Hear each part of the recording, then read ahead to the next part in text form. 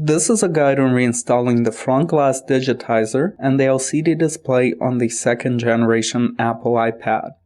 iPad 2 digitizer is glued onto the main body, and prior to removing it, you must note a few danger zones which will require your special attention in order to open the device with the least damage caused. There's plenty of adhesive in the iPad, and it helps knowing where it is located. First, there's the outer edge, where the plastic rim surrounding the glass meets with the aluminum groove. Then there is the second ring of adhesive, which bonds the glass to select parts of the body.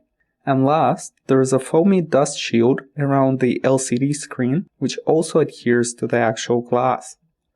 It is very important to note that the wireless antenna is also glued to the glass and needs to remain with the body when the glass is separated. Please make sure you are paying extra attention to that area when working through the glue. As well as the volume and power buttons cable can be damaged in two spots.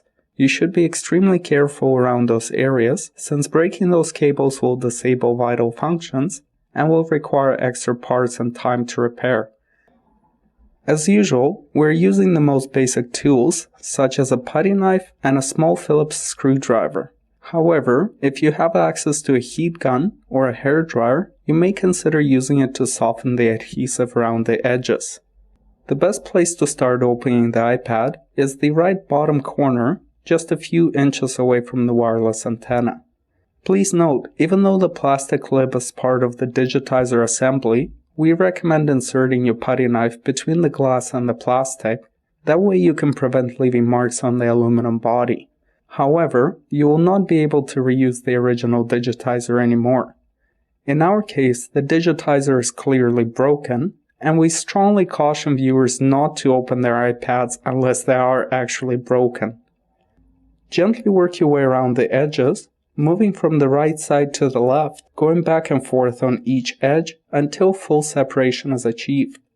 The adhesive is fairly strong, so please make sure you are positioning your knife in a controlled manner so that you are able to safely apply the force needed and are able to prevent damage from the knife. Take extra care around the webcam area and try to use fingers whenever possible. The digitizer is made of glass, and you could easily get a very deep cut without any warning. The entire opening process took more than 10 minutes, so please take your time.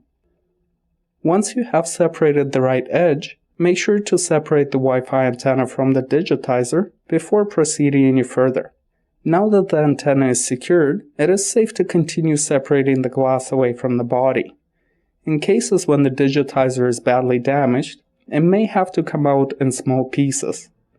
Open the digitizer as far as you can,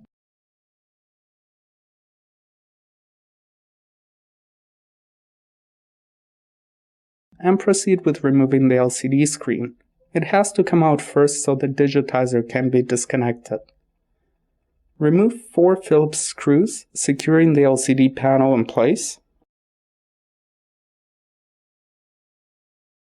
Then lift the LCD panel like so, and use a flat pick or a screwdriver to open the video connector's bracket and to disconnect the screen.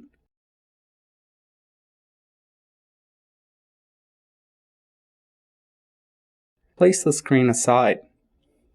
Then, using the same pick, open the digitizer connector's latches. There are 2 of them on the opposite side of where the ribbon cable slides out. It is very important to make sure that the latches are properly open, since forcefully removing the ribbon cable will most likely cause irreversible damage to the connector, and the entire logic board would have to be replaced. Separate the old digitizer completely. In this case, the digitizer is severely damaged, and we recommend cleaning up the remaining glass above a garbage bin. Since glass pieces are tiny and extremely sharp, it is best to contain them immediately. Once you have cleaned up the main body of the remains of the original digitizer, everything can be put back together. Reconnect the LCD display's video connector. Make sure the connector is plugged in all the way, and the bracket is closed properly with a screwdriver.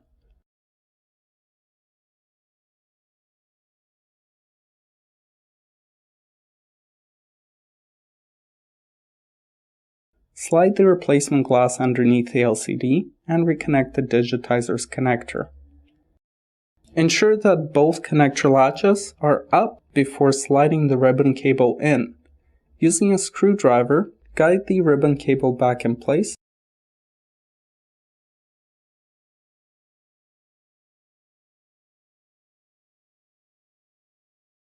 and secure both latches.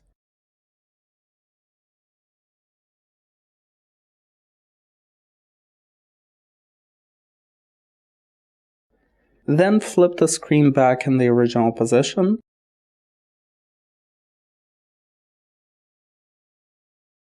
and secure the 4 Phillips screws.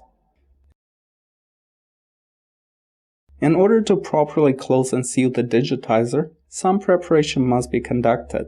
We highly recommend that you ensure that there are no nicks or dents on the most outer rim of the body.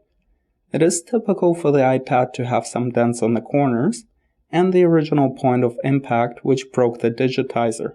Use a screwdriver and pliers or any other suitable tools to bend out all the imperfections so that the new digitizer can sit perfectly flush to the body. To seal the digitizer, we're using Scotch branded 3M double-sided adhesive tape. You could use some other forms of adhesive like super glue, but it is best to use something which can be opened for service afterwards. You must do your best to clean out as much of the old adhesive as possible. Then, cut your tape in appropriate width pieces. Strips of approximately 2 mm have to line the entire perimeter of the body in the outer groove. Use your screwdriver to properly position the adhesive in the groove.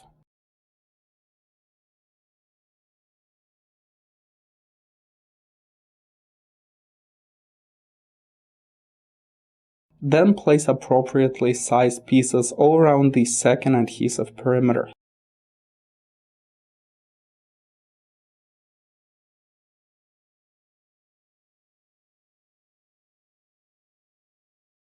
At this point, you could close the digitizer. However, we highly recommend that you carefully inspect the surface of the LCD display and remove any smudges, fingerprints, hairs, or anything else visible on the screen, since you would have to reopen the glass and reapply adhesive in order to clean up the screen.